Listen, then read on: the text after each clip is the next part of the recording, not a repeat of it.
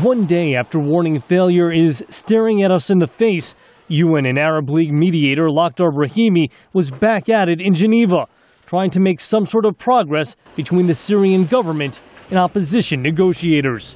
But again, progress remained elusive. Opposition spokesman Louis Safi.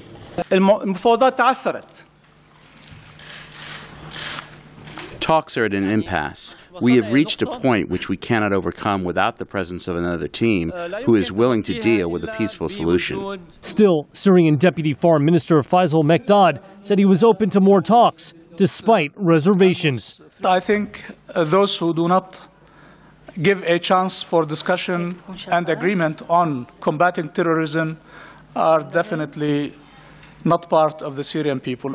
There are also signs of a growing rift between the talks' main backers, Russia and the United States.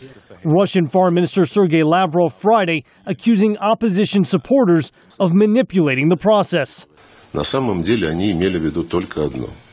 They in fact had in mind the one thing only, regime change, because everything they want to talk about is the creation of a transitional governing body.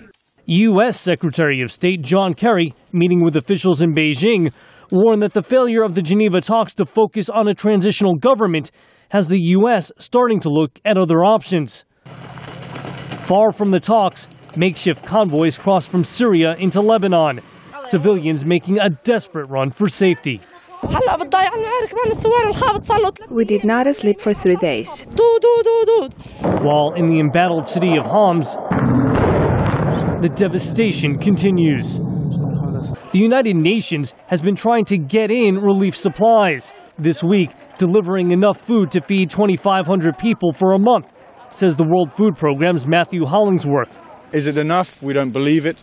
But is it something? It certainly is. In the meantime, the exodus from Homs and from Syria continues for those lucky enough to survive. Jeff Seldin, VOA News.